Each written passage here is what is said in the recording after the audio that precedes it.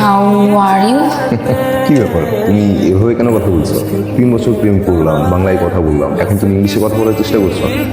আপনি কেমন আছেন? ভালো, বাট এনি প্রবলেম, মানে কোনো সমস্যা হচ্ছে? আমি আপনার সাথে একটু কথা বলতে চাই। ঠিক আছে, আগে তোমার কথাই শুনো। আপনার না চলে যাওয়া উচিত। আমি আসলে আপনার সাথে দুষ্টামি করতেছিলাম। আমি না আসলে বুঝতে পারি নাই যে আপনি বিদেশ থেকে চলে আসবেন। নাজমা, তুমি আমাকে বোঝার চেষ্টা করো। আমরা 3 বছর প্রেম করলাম, আর আমি এত দূর থেকে আসলাম তোমার জন্য। এখন তুমি যদি আমাকে ফিরিয়ে দাও, আমি তো মানসিকভাবে ভেঙে পড়বো। আমার আসলে চাইতে হবে, আর আপনি আমাকে আর নক দিয়েন না। 1 সপ্তাহ পরে পয়সানের সাথে আমার বিয়ে ঠিক হয়েছে।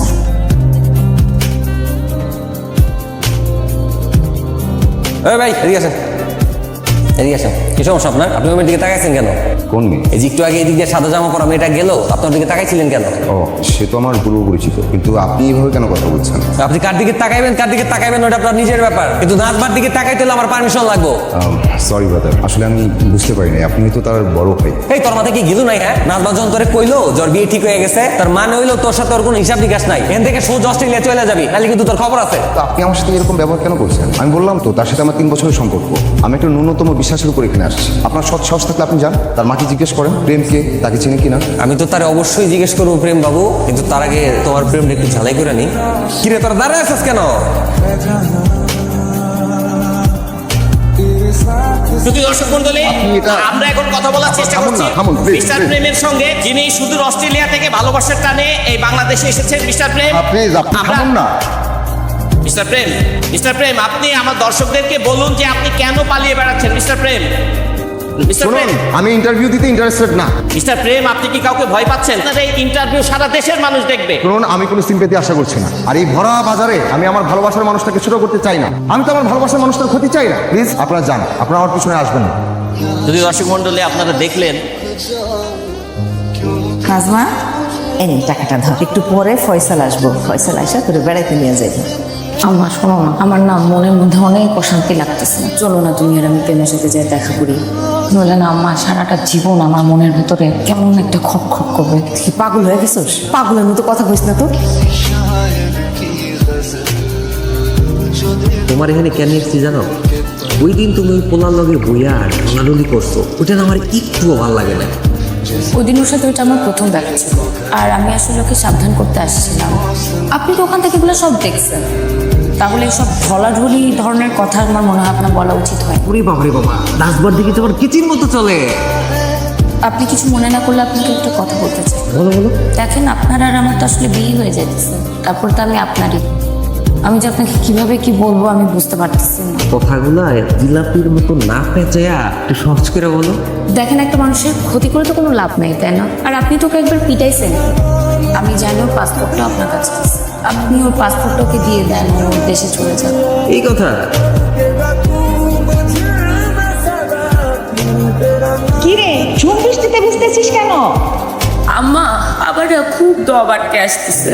কালকেই আমার বিয়ে, এরপরে তো আমি আর নিজের জন্য কাঁদতে পারবো না আম্মা। আর এমন একটা লোকের সাথে থাকবো, সে তো আমাকে নিঃশ্বাস নিতে দিবে না আম্মা।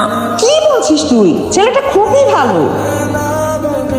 আম্মা, তুমি আমাকে 1 কাপ গরম চা খাওয়াতে পারবে? নাজমা, তোর কথাবার্তা আমার একেবারেই ভালো লাগছে না। আমার খুব ভয় লাগতেছে। ভয়ের কোনো কারণ নেই, আমি ঠিক আছি। কিন্তু আজকে আমার খুব পাগলামি করতে ইচ্ছে হইতেছে আম্মা। চল মা, আমার সাথে ঘরে চল। না আম্মা, তুমি যাও, ঘুমাও যাও।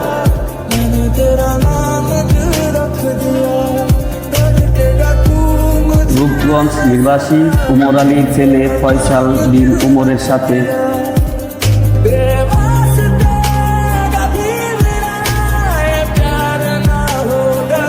আমি তোমাকে ডিস্টার্ব করতে আসি। আমি প্রমিস করেছিলাম তোমাকে বউ সাজিয়ে দেব। কথা দিচ্ছি, আমি আর কখনো তোমার সামনে আসবো না।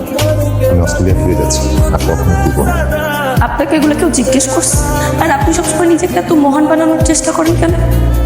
আপনার ভালোবাসার সামনে এই আলোকিত বিয়ে বাড়ি, আমার পোশাক, সব মিথ্যা। আমি বাপের বোঝা নিয়ে সারা জীবন বাঁচতে পারবো না। আমি আমার জীবনে কখনো কার করুণা চাই না, ভালোবাসার ক্ষেত্রে তো একদম না। বউ সাজে তোমাকে খুব সুন্দর লাগছে।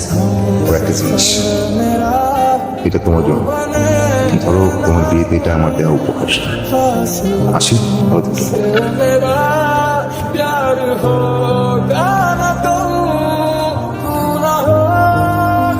তো বড় বড় কথা বলে যায়, কিন্তু আমার অবস্থাটা কি তুমি একবারও বুঝতে পেরেছো? তোমার অবস্থা বুঝতে পেরেছি বলেই আমি অস্ট্রেলিয়া ফিরে যাচ্ছি।